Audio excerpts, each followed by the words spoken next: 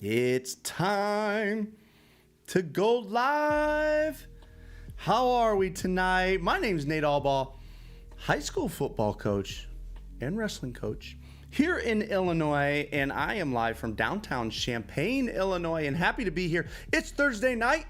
Thursday night is the last show of the week always, and usually this would have been show number 12 for the month, which is where we stop. There's 12 shows in the month. But I skipped the night of the national championship. I thought that was a good idea. So we will make that night up on Monday with Jeremy Cordell, who is the head football coach at Lincoln Way Central High School. Tonight, we've got Jerry Campbell coming on to join us. At least I hope we have Jerry Campbell. He is not in our Zoom meeting yet. I confirmed with him, and I'm just not sure that he got it. I said 8 p.m. He said, yeah, great, 8 p.m., 7 o'clock my time. I said, yes, 8 p.m. Central. And I didn't think to say, well, 7 o'clock your time. I don't know. I don't know where you live, right? So I don't know where he lives, so I don't know. I don't know if he's planning on getting out in an hour. But he's not here yet, but we all know. I mean, I'm hopeful. Again, I just confirmed with him a couple hours ago. I'm hoping he's about to be here. Guys, how are we tonight? We all know that we can easily waste a half hour. Why did I say waste? We can easily use half an hour of time talking ball. Jason Eddings in the house out of Cali. David Thomason out of Oregon. Guys, how are you? Great to have you tonight, Thursday night, the last live show of the week. So thankful that you're here. And again, should have Jerry Campbell in the house. The legend's been coaching for 40-something years. And I was just looking today at some of the content that he's created. I mean, it's all over the place, right? I mean, books everywhere. He's got his website. He's got videos on YouTube from multiple production companies. He's been doing this forever. I was looking at one video, Midline Option, 7 different ways. 7 different ways to run Midline Option. He would create a video on. I could see like 3 for me, and I'm so curious. I want to know. I want to hear from him. I'm hoping that's why one of the reasons I'm hoping that we're going to hear from him tonight. 7 ways to run Midline Option, right? I mean, I just saw the 7 different names of his Midline Option. So how are we tonight, fellas? Eddings, what you been up to? Are you coaching this spring?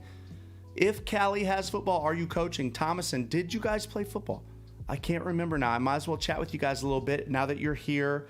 I leave in the morning for my weekend road trip, 3-day weekend road trip. Tomorrow I'll be in Springfield, Illinois, or near Springfield. High school called Chatham-Glenwood. And they were lights out last year. I think they went 12-1. They gave the eventual state champs their best game. Nobody else could go with them. Glenwood was really the only team that went with them. So visiting them tomorrow, head coach David Hay, head coach Jeff Williams out of Owatonna, Minnesota on Saturday, and Ken Vigdal, and the coach that he coaches with, whose name is slipping my mind right now, so sorry, out of South Dakota. Not looking good in Oregon. Man, isn't this crushing? Crushing. Illinois, here's the good news. A couple things have started in Illinois. Like our middle school, I work at the middle school. Our middle school girls volleyball team has started up. That's encouraging to me. Like at the very least, I'm hopeful that means, okay, we're getting some sports going now. The odds of at least playing football next fall are really high. That's what I'm hoping. Also today, I worked on our football team's leaderboards. Listen, I'm a leaderboard. What's the right word for it? Like, I love them. I geek out about leaderboards and making these things on spreadsheets. So I made our leaderboard on a spreadsheet, and I just love this stuff. Now, my last 2 jobs where I was the head coach, I would not only make the leaderboard, but I took pictures of the kids, right? So I put each kid in a jersey, right, during his PE hour, whenever I could get them. And I created like a cool backdrop. Both times I wasn't at a school or at a situation where I could find like those fancy backdrops, athletic backdrops. A lot of schools have them. Sam Spencer in the house. What's up, Coach Spencer? Remind me where you're from. Please remind me where you're from. We're waiting on Jerry Campbell tonight. He's supposed to be checking in. I thought he would be here by now. He hasn't checked in yet. I'm a little worried that he might be having some technical difficulties. But in the meantime, right now I'm talking about leaderboards. What I did is I took a big piece of white poster board and I got on my printer, color printer, and I printed out a couple things. First, I took like the school logo, printed that out a bunch of times. Then I printed out the school name, just typed it out in good looking lettering. And then if you have like an alternate logo, you can do that too. And then I just cut those out and pasted them with a glue stick on this backdrop, not random, but like alternating, alternating and offset. And I put that on the wall it was in my classroom. It was in my art classroom. I just put it on the wall. And I always had 3 jerseys sitting there. Sam Spencer's out of Siler City, North Carolina. Jordan Matthews High School. Where is Siler City? Where's that near? What's the nearest big city? Let us know. Coach Brian Klee in the house. Welcome, Brian Klee. Glad to have you. My alma mater of Ubly High School plays for a Division 8 state championship tomorrow. Wow, that's pretty awesome, man. Still full house T. Oh, okay. We got Coach Campbell in the house. Good. Okay, I'm going to get Coach Campbell in. Let me let him know I know. I want to finish telling you about this leaderboard. So I had 3 jerseys in the classroom, and they'd come in, they'd throw in their jersey over whatever they were wearing, and I'd take their picture in front of that backdrop. And it's just all on my phone. And I'd put it into Microsoft Excel at the time, which now would be Google Drive. And it would just say have their picture and then their last name and then like whatever record they were. So leaderboards for everything, man. Top 5 in this, top 5 in that, top 5 clean. Clean was my favorite. But I mean, it'd be like, what do you do 10-meter flies now? All right. Are you into the free lap timing? Dude, top 5 10-meter flies, top 5 20-meter flies, top 5 miles per hour. And they're kids with their pictures up there, man. And then on my biggest ones, the marquee ones, like for us, it was clean. But any marquee leaderboards, man, I would frame those, just go to CVS pharmacy and buy like the cheap 8x10 frames and cut and put those things in the frames, and those would hang on frames outside my classroom, right? And I'm going to divide these guys up by fresh sophomore going to be together, by weight class, right? We have like 4 weight classes. So I got talked my head coach into letting me create us a leaderboard. And he finally let me do that. And man, our leaderboards are going. And at first the kids are like, yeah, sure, I'll write my max down. But the second the kids see the leaderboard, see it posted, here's what always happens. You always have the kid that was too lazy to get his picture taken or too lazy to actually max out, thought he was too cool for it. Then the leaderboards go up. And then everybody's crowded around looking at the leaderboards, and he's like, where's my picture? Yeah, you were too lazy to get it done. I'll be there, coach. I'll be there. I'm here for my picture. Take my picture. Put me up there. I belong up there. It never fails. Good to see you guys, man. Now we've got Coach Campbell in the house. Here we go. Let's go get him here. I'm so thankful. Coach Campbell, you got me? Yeah, yes, I've got you. All right. Good to have you. I'm going to switch my screen over so all our guests can see you. All right. Geez, I'm sorry for being late. We're an hour. I thought it was only an hour difference. Yeah, I was telling the guys. So we're live, by the way, on YouTube. Right. And we always got a handful of guys that join us from all over the country. Oh, great. And I was telling them, I said, we confirmed a couple hours ago and you had said 7 my time, right? And I thought, I never asked him where he lived, so I don't know that I could have said whether or not it was his time. Coach, where are you from? I'm in Fresno, California. Now, I have seen, as I was looking up, of course, I've seen your name everywhere. For my entire coaching career, I've seen your name everywhere. Oh, gosh. And today, of course, I started looking up more. I'm like, I'm going to have him on tonight. I need to know more about him. I'm like, where's he coaching right now? And I thought I saw it, but I'll let you tell everybody. Where are you coaching now? I'm at Clovis West High School. And are you the head coach there? Nope. I'm the head JV coach, and I love it. Man, good for you. Now, I saw a video today, and at the time, it was on YouTube. you're talking midline option, and you were the head coach in Texas. Was it Westwood? What was the name? That was at Westwood High School. I was the offensive coordinator there. I coached in Texas for about 17 years. I first started at Texas A&M Kingsville, okay, a Division II program down there, and we were very successful in the option game. And so now you're coaching out in Clovis West in Fresno. Yeah. How did you end up there? Well, interesting story. You know, I'm the head football coach at a large high school there in Texas, and we're getting ready to play a big game in San Antonio, and I'm on the board.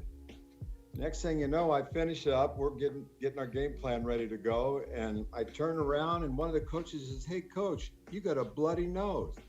Next thing I know, I got blood coming out my nose, out my mouth, down my throat. In a matter of about 15 minutes, I lost over 2 pints of blood and was gone. Next thing I know, I was headed to MD Anderson in Houston, Texas, a cancer research center. What? Yeah. So, okay, so then that was the end of that, you had to like take a step back a little bit? Yeah, because they said what I had would come back again. So I figured, you know, because I grew up out here, I was originally born in Abilene, Texas, but grew up in Northern California. Okay. And I figured, you know, I need to get my family close to home in case something ever happened to me, because they're from Sacramento. And that's what brought me back to California again. This is my 49th year to coach, and with 8 years of high school and college playing, you know, I've been in it for about 53 years. I hope I got 53 left. 53 years. Yes.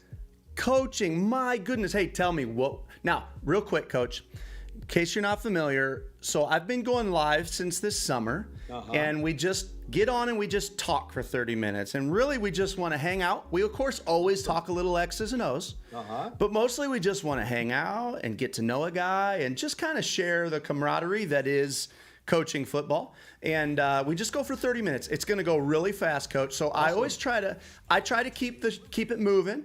Okay. So I just want to kind of tell you that's what we try to do. Okay. Can you remember back coaching job number one?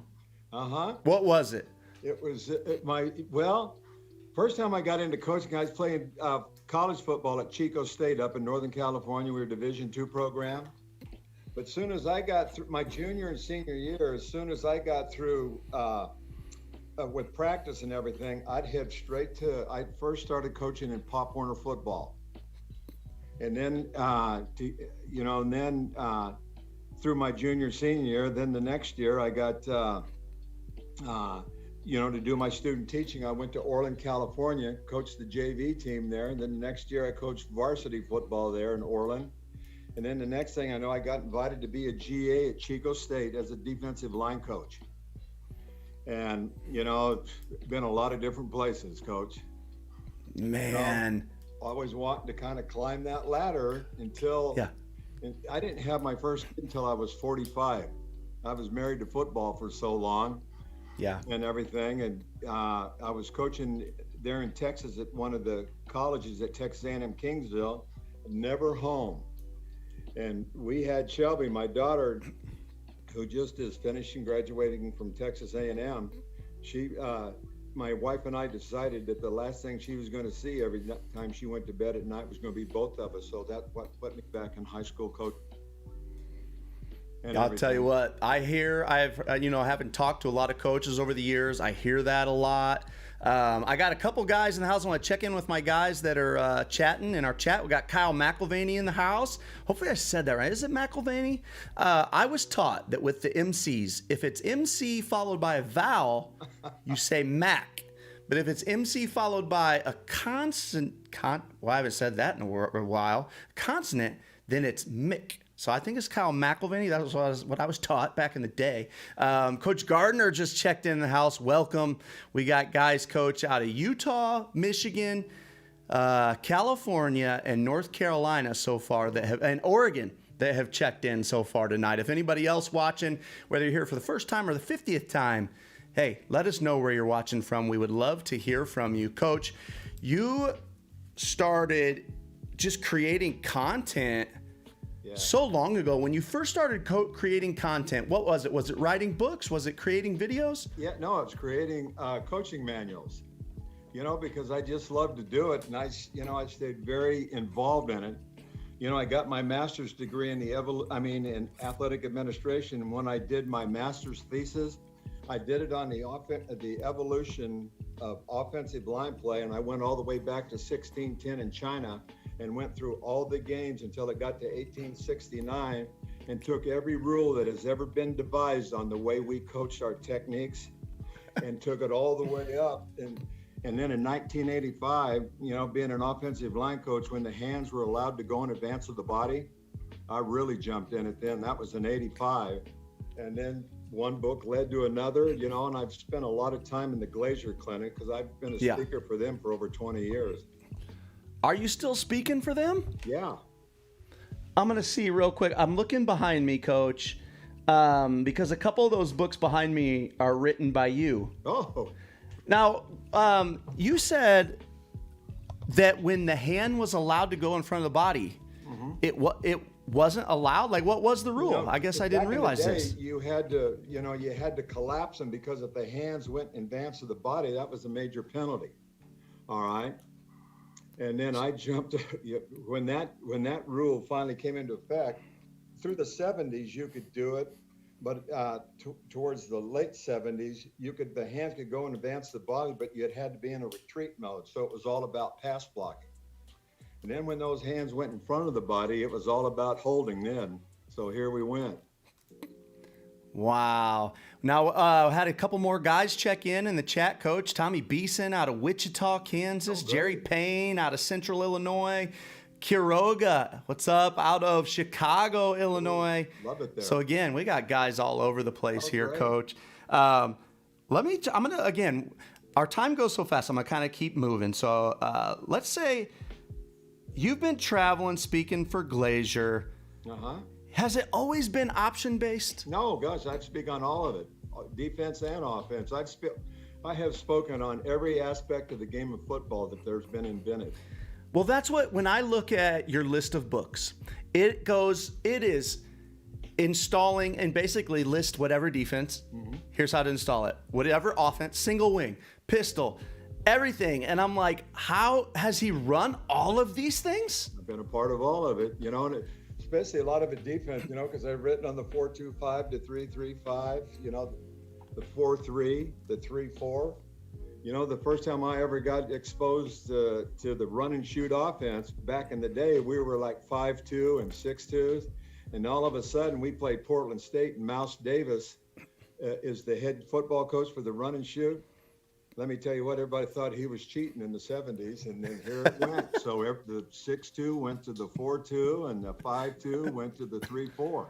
So I've been a part of all of those, and everything, and when you write, you have to defend. So when you write something, you have to defend versus worst case scenario, because you don't want to get up there and make a fool out of yourself. Right. Wow, man, that is incredible. When I look at, just watching the game change. So I'm in year number 20 coaching. All right. And when I just look at, even when I was a pup, first starting to coach, and I just think about us coaches drawing on the board. I mean, even how much it has changed for me from, even just 15 years ago to now. It's just an enormous amount of change. What do you think? Like, in what way are you a different coach now than you were in 1985? Well, I tell you, I'm still as passionate as I was then. I think that's why I still do it. I've been teaching for 49 years. Wow. I enjoy the kids. Success, my allergies. Success to me is if you give me 50 kids and 50 kids come back next year, you're a successful football coach. Yes. You know what? Well said. I teach a master's program for Concordia University out of Irvine. And, everybody thinks it's about the X and an O, but no, it's about the organization of that X and O. Now, I saw that you had a book on there that was basically organizing a successful program. Yes. Right? And just this organizing. So here you are, and you talked about that too. So give me a little insight on that and what you mean by that, like, and maybe some examples. It starts from the resume on up.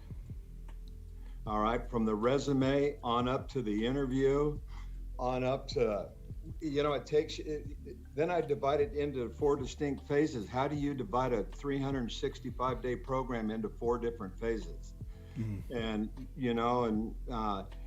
how do you conduct a parent meeting? How do you conduct an interview for an assistant football coach? It's got it all, so I spend a lot of time in that, and haven't done it this long because I've coached in a lot of places. I've been in a lot of interviews, mm-hmm. But for me, if I'm going to sell you something, I better know what I'm selling, and I better know how to back it up. Man, Coach, I mean, I loved listening to that. When you look back at, if you're hiring a head coach now, let's say you're in on an interview committee. What are some questions you would want to throw? Because I've been on 1 or 2 interview committees, and they ask, what questions would you like to ask? Can you think of a question you'd like to ask a guy that is going to tell you a little something that's important to you if you were looking for a head coach?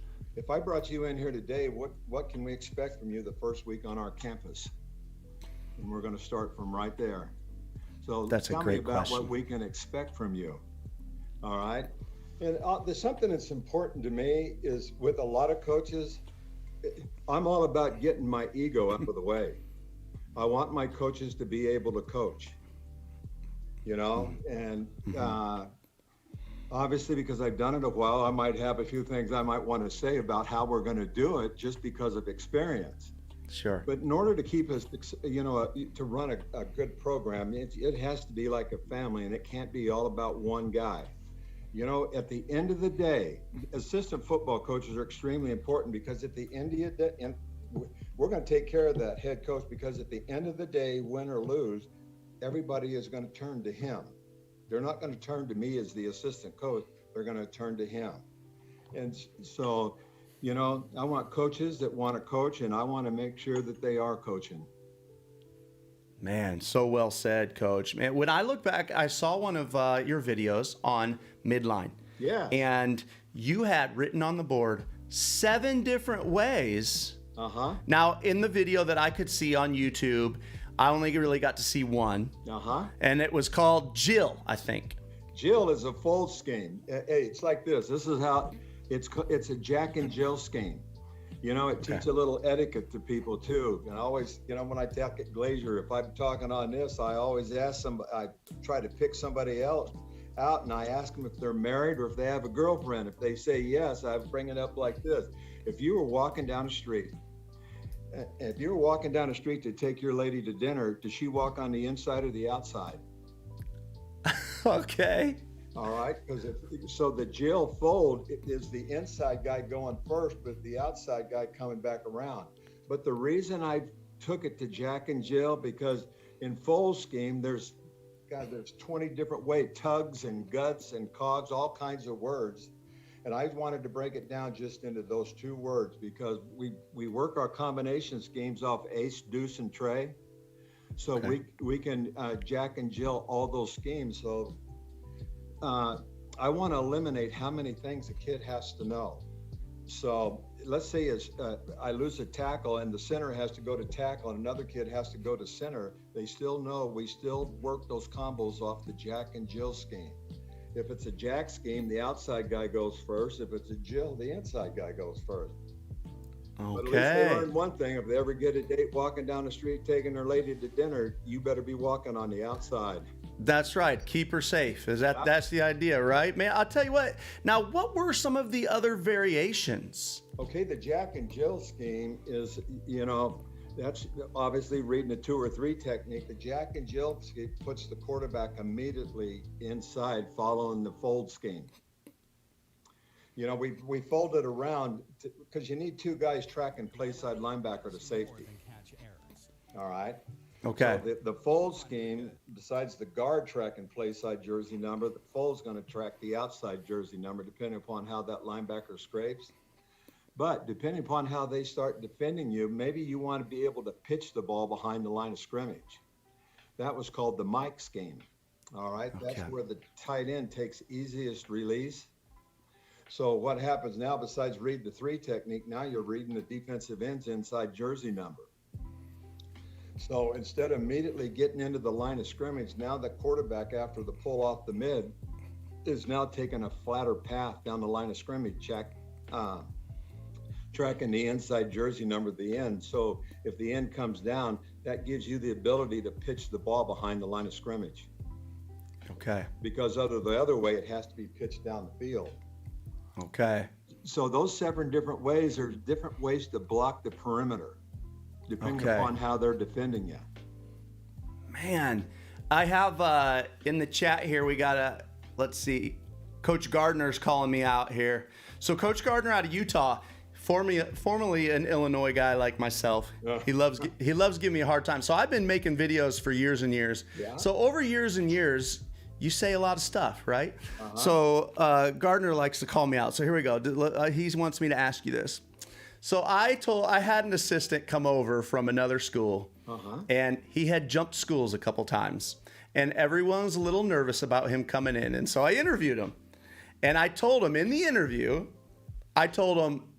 just so you know, if you take this job, we're not going to ask your opinion for a year. That's what I told him. Now, I don't know if I get to explain myself to Cody, but he's probably telling, maybe I'm sugarcoating it too much. But my thought at the time was, I just want to see if he still wants the job if I say that. That's what I'm trying to look for, right? But Cody always gives me a hard time about that. What are your thoughts about that, Coach? Well, I'll tell you what happened to me here at Clovis West High School. When I got hired here, I came from Texas to Clovis High School. The first 2 years there, I got along with the superintendent. The head coach here, they happened to hire from Texas and brought him out. And in the state of California, they don't take lightly to out-of-state guys. Okay. So the superintendent says, hey, we want to move you over to Clovis West because, you being coaching in Texas and him being from Texas, it'll be a good fit. Well, I get over here, I'm all excited because I'm going to be his offensive coordinator, and I loved him. Well, I was here 1 week, and he moved back to Texas, and I'm going, oh, no. Whoever the head coach is, he's going to think I'm one of his guys. But here's what happened. They hired a guy that was here, and here's what he told me. He looked at me and says, you know what, Coach Campbell, you're going to have a hard time making it here at Clovis, where I was at, because you're not one of us. Well, he's gone, and I'm still here 13 years later. Well, I'll tell you what, and Cody, you'll be happy to know that I got a good taste of my own medicine when I came over here been a head coach the last 11 years, and last year became an assistant for the first time in 11 years. And I got a mouthful of getting to say nothing. So Cody will be happy to know I got to taste my own words. Coach, we only have a couple minutes left. I have to shout out my sponsor one time, and I'm going to come back and try to squeeze in as many questions as I can in about 5 to 7 minutes. I'd love it.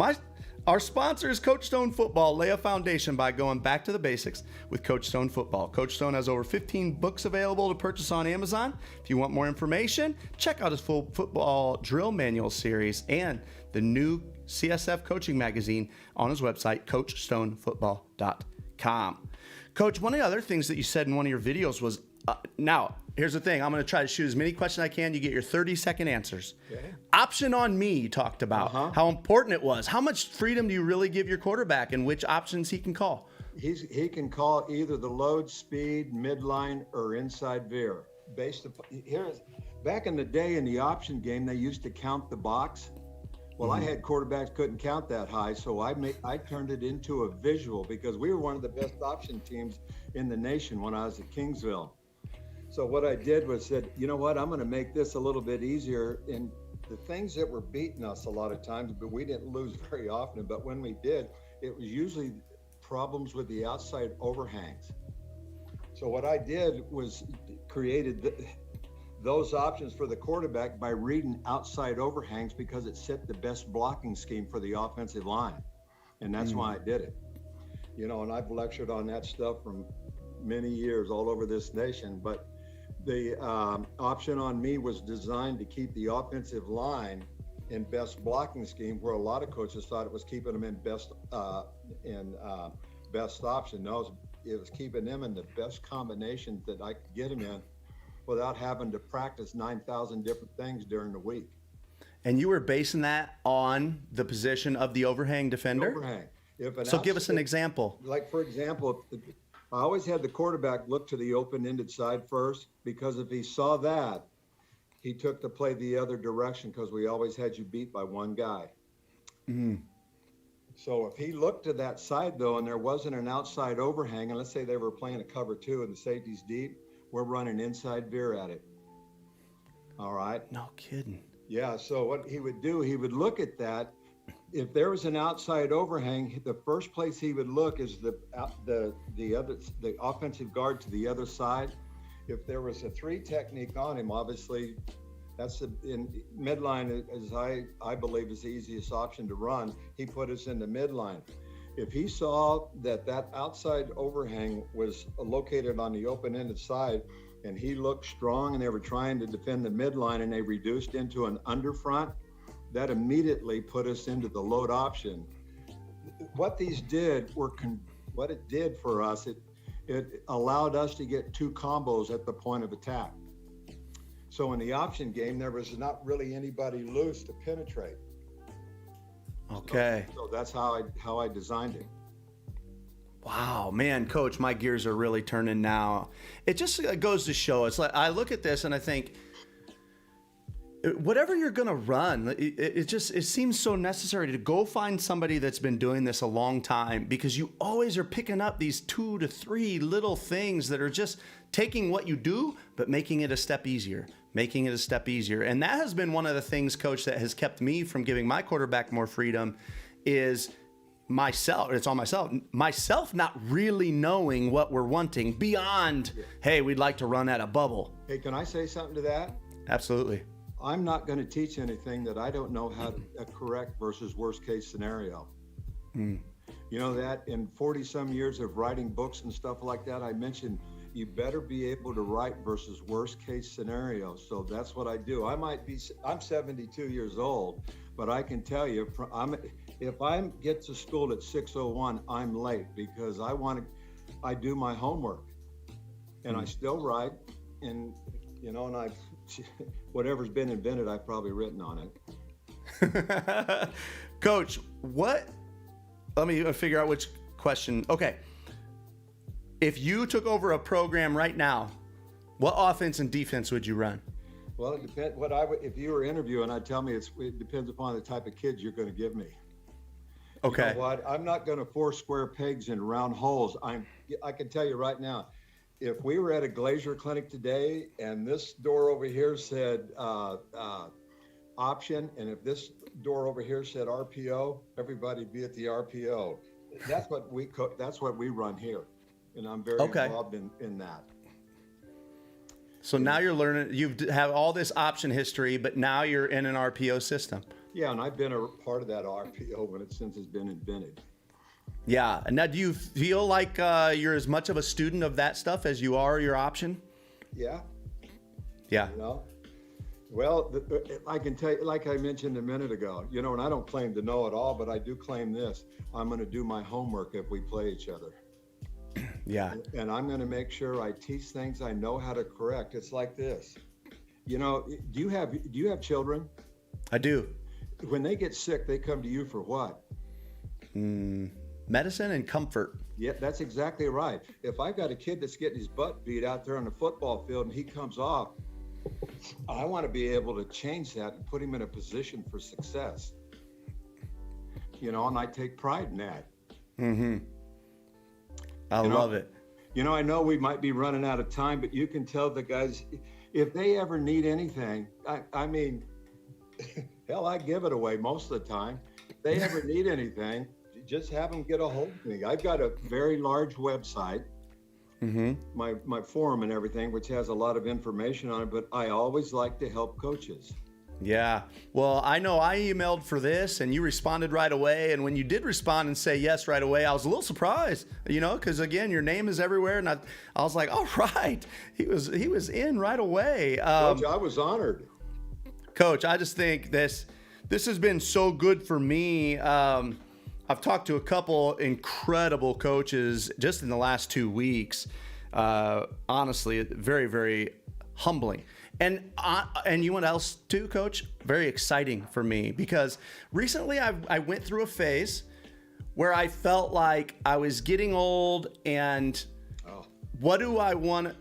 It was kind of like, what's next for me? For the longest time, it was just chase a title. And I got that title. And then I was like, okay, now what?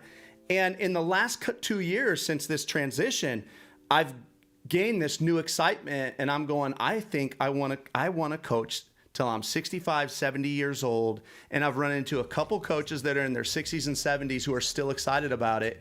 And it excites me because it helps me realize that, man, I still got years and years and years to do this. And when I get discouraged with myself that I'm not far enough along, I think it's just a constant pursuit. Yeah. Oh yeah. You know what? I told you I coach. I am thrilled to be the head JV coach because I get to coach and I don't have to worry about anybody else's ego. And I usually get the young guys so I can help our assistants coming into this sport. And here at our school, they know if they play there, they're probably going to win. Well, we got a couple guys in the chat that are thanking you for coming on. Coach Chapman. Oh, I didn't see you there, Coach Chapman. Coach Johnson, guys, good to see you. Coach Chapman, let me know where you're from. I know Coach Johnson's out of Indiana. Coach Chapman says thank you for bringing these great guests on. Coach Clee says thanks so much for coming on and uplifting and inspiring. Coach McElvaney says thank you for coming on. So all these guys are super thankful. Coach, what a blessing it has been to talk to you. And again, it's so cool to put a personality with the name that you see out there online. Any closing thoughts before we sign off? Yeah, just once again, if I can ever help any of your listeners, have them reach out. I'll send them anything they need. Also, I love speaking in Chicago. Okay. Yeah, I've done a lot at speaking there. You got a favorite spot to eat? You know what? My favorite spot to eat was I never get out of the hotel because I'm usually down having a cold one talking football. So it's just the local spot right in the corner of the hotel is the favorite spot. Right, with a whole group of coaches, and let's get it on. Well, I hope we're back at some Glazier clinics soon. Yeah, you and me And if both. I see your name at one and I'm there, I'm going to come find you, Coach. Hey, I hope you'll have me back again someday, and then we'll put the pin on the board. Certainly. We certainly will. Coach, guys in the chat, thank you so much. If you could leave us a thumbs up or subscribe, those things really help. And reach out to Coach Campbell. Tell him what a great job he did tonight. Guys, good night. I hope to see you next Monday when we're live again with Jeremy Cordell. Coach Campbell, what a blessing. Good night. Take care of yourself. Yeah, I hope we stay in touch because I enjoy visiting with you. This has been excellent. Yeah, great. Thank you for having me, Coach. It's an honor. You bet. Good night, Coach. All right. We'll talk to you soon.